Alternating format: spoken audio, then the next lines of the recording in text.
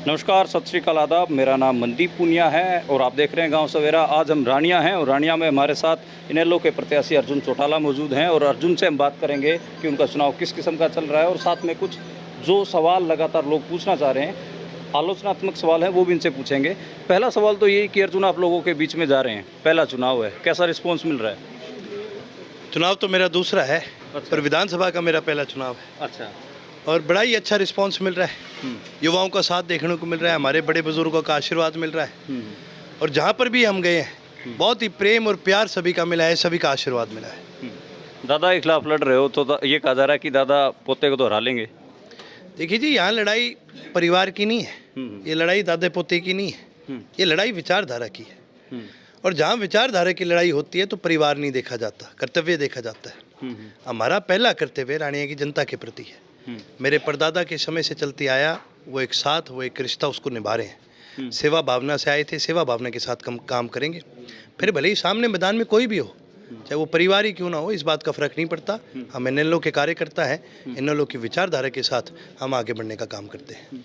सिरसा में कभी बीजेपी और कांग्रेस उस हिसाब से मजबूत नहीं रही, लेकिन अब की बार देखने में आ रहा है कि आपकी सीट पे भी जो कांग्रेस के प्रत्याशी हैं सर्वमित्र कंबोज, वो भी ठीक ठाक वोट लेते दिख रहे हैं। और साथ में जो प्रचार है कि इनका तो बीजेपी के साथ अलायंस हो रखा है और बीजेपी के वोट डलवा रहे हैं, तो इस प्रचार को कैसे पार पाएंगे? ये बात करता कौन है?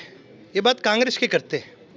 अब मैं आपको एक कहानी सुनाता हूँ, आपको समझ में आ जाएगा ये बात क्यों कर रहे हैं।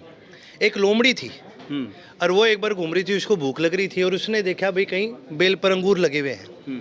लोमड़ी का जी करे यार मैं ही अंगूर खा लूं, और कई देर तक उछलता रही। ठीक है, बड़ी कोशिश करी उसने, उसको अंगूर नहीं मिले वो। फिर आखिर में लोमड़ी ने आगे क्या कि ना ये तो अंगूर खट्टे थे। भाई हम रहते हैं गणतंत्रता में, लोकतंत्र में हम रहते हैं, डेमोक्रेसी में हम रहते हैं।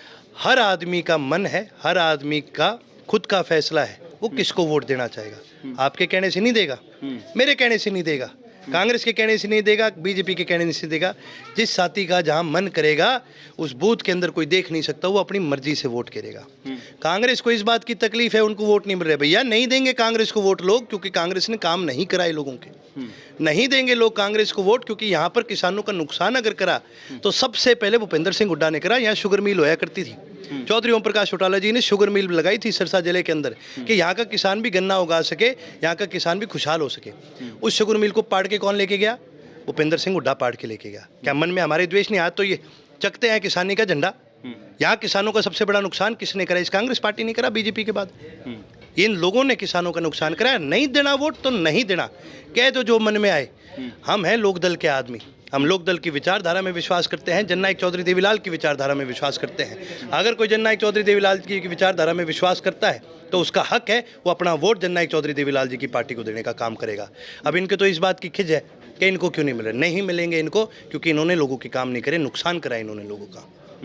अच्छा, बीजेपी से कितना आप मान के चले कि फ्रेंडली मैच है या फिर पूरा खुल के लड़ रहे हैं? भैया हम तो 5 साल नहीं, जब से बीजेपी की सरकार आई हम लगातार इनसे लड़ते रहे हैं। मैं आपको 2-3 उदाहरण देता हूँ, आप अपने आप आंकलन लगा लेना भाई कौन फ्रेंडली खेल रहा है और कौन मैदान में लड़ रहा है। किसान आंदोलन शुरू हुआ था जी, मैं खुद जब किसान आंदोलन शुरू हुआ शाहजहांपुर बॉर्डर पर मैं गया था, मेरी शादी को 3 दिन हुए थे। लोग हनीमून पे जाते हैं, मैं किसान मून पर गया था और खुद के खेत से किन्नू की ट्राली भर के लेके गया था, खुद चला के गया था। मेरे को किसी ने बोला नहीं, मैं एकला गया था, काफिला भी नहीं लेके गया, क्योंकि मन से हम किसान हैं। तो नहीं लिया था कि मेरा इंटरव्यू तो नहीं देखा था वहाँ पर? था कि नहीं था? मैं कोई और बांट रहा था किन्नू के मैं मेरे हाथ से बोरियों से बांट रहा था? आप ले गए थे? मैं खुद बांट रहा था। कहाँ था दीपेंद्र हुड्डा उस दिन? कहाँ था भूपेंद्र सिंह हुड्डा उस दिन? जो बात करते हैं ये लोग कहाँ थे? दूसरी बात बताता हूँ, कांग्रेस अपने आप को बहुत बड़ी पार्टी मानती है, प्रदेश की सबसे बड़ी पार्टी मानती है। फिर राज्यसभा का भी चुनाव हुआ था, कैंडिडेट क्यों नहीं खड़ा करा? क्यों नहीं खड़ा करा कैंडिडेट? सीधा सीधा एक तरफा बीजेपी जीत के निकली है। किसके हाथ में था कैंडिडेट खड़ा करना? भूपेंद्र सिंह हुड्डा के हाथ में था। फिर क्यों नहीं खड़ा कराया इनने कैंडिडेट? मेरे को इसका जवाब ये लोग दे दें। चलो कोई बात नहीं, नहीं खड़ा कराया गया। इससे पहले भी 2016 की बात आपको बताता हूँ, आनंद साहब को कांग्रेस का कैंडिडेट बना के राज्यसभा में खड़ा करा गया था। ठीक है, हमने अपने वोट दिया, हम इनेलो के हैं, हमारा कोई कांग्रेस से प्रेम प्यार नहीं, लेकिन बीजेपी को हराना था।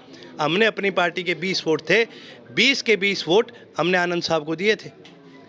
कांग्रेस ने कितने वोट दिए जरा पूछना। आपने सुना होगा हस्ताक्षर घोटाला जो हुआ था वो मैंने कराया था, भूपेंद्र हुड्डा ने कराया था। बार बार ये लोग कांग्रेस को जिताते, ये बीजेपी को जिताने का काम करते हैं। बार बार ये लोग खुद बैकफुट पे कांग्रेस को ला करके बीजेपी का फ़ायदा कराते हैं। ये किस मुंह से हमें कह सकते हैं? आज इनके पल्ले कुछ नहीं है, ना कोई दीन ईमान है। और मैं आपको एक और चीज़ बता देता हूँ, कांग्रेस की थाली जो है ना, बहुत बड़ी थाली है, राष्ट्रीय पार्टी है, बहुत बड़ी थाली है, लेकिन इस थाली में एक छेद है, उसका नाम है भूपेंद्र सिंह हुड्डा। और जब तक वो थाली में छेद रहेगा ना, ये थाली भर नहीं सकती। तो जो लोग हैं यहाँ के वो किस किस्म का रिस्पॉन्स दे रहे हैं, और आप कौन से मुद्दे लेके जा रहे हैं? कौन से ऐसे मुद्दे आपके दिमाग में कि 5 ये मुद्दे हैं, मैं बन गया तो रानिया के लोगों के लिए 5 काम जरूर करूँगा? देखिए जी, मुद्दा बताना मेरा काम नहीं है, मुद्दा बताना जनता के काम है। लेकिन 3-4 चीज़ें हैं, 5 चीज़ें हैं जो हमने यहाँ देखी हैं, जिनकी आज बहुत ज़्यादा ज़रूरत है। सबसे पहली चीज़ जो मेरे हृदय से जुड़ी हुई है वो है चिकित्सा। आज ये आप हरियाणा में कहीं चले जाओ, 2-3 बीमारियां हैं जो बहुत ज़्यादा फैली हुई हैं। एक तो कैंसर, कोई ऐसा गांव नहीं होगा जिसमें पीड़ित नहीं होगा, कोई ऐसा मोहल्ला नहीं होगा जिसमें पीड़ित नहीं होगा, और मेरे ख्याल से शायद ही कोई ऐसा परिवार आपको मिलेगा जिसमें कोई कैंसर से पीड़ित आपको ना मिला हो। ठीक है, इसकी कैंसर की जो दवाई है, ये दवाई ना तो सिरसा में मिलती है, ना सिरसा के आसपास कहीं मिलती है। अगर ना इसका डायग्नोसिस होता, ना इसका ट्रीटमेंट होता, ना इसका टिक्का मिलता, कहाँ जाना पड़ता है? जाना पड़ता है या तो बीकानेर या जयपुर, या फिर जाना पड़ता है बठिंडे, या फिर जाना पड़ता है हिसार। एक जिला है सिरसा, 20 साल में यहाँ पर कोई चिकित्सा की सुविधा नहीं दे सकी सरकार। किसी को खुदा ना खास्ता ब्रेन हेमरेज की दिक्कत हो जाए। आज हम बड़ी गाँव में खड़े हैं, हम थोड़े दिन पहले आए थे, एक भाई था हमारा साथी था, उसकी ब्रेन हेमरेज से मृत्यु होगी। आपको पता है मृत्यु का कारण क्या था? परिवार वाले उसको सिरसा लेकर गए, सिरसा में कोई सुविधा नहीं थी, तो डॉक्टर ने बोला जी इसको हिसार लेके जाओ। हिसार लेके गई, यहाँ से हिसार 2 घंटे लग जाते हैं जाने में, 2-2.5 घंटे लग जाते हैं। और जब वो जाने लगे तो अगर वहाँ से थोड़ी देर पहले उस हमारे साथी ने अपना दम तोड़ दिया। क्या यही दिन हमें देखने के लिए रह गए थे कि 3-3 घंटे दूर जाना पड़ता है इमरजेंसी में? चिकित्सा आज बहुत ज़रूरी चीज़ है, हृदय के मेरे करीब है। दूसरी चीज़, आज नशा बहुत ज़्यादा बढ़ चुका है, और नशा बेचने वालों का भी पुलिस को पता है, ना तो उनको कहीं रोका जा रहा, और जो परिवार पीड़ित है, जो युवा पीड़ित है, उसके लिए आज कोई नशा मुक्ति केंद्र कहीं नहीं। रानिया के अंदर नशा मुक्ति केंद्र बनाने की मैं जिम्मेवारी लेता हूँ, मैं बनाने का ये काम करूँगा।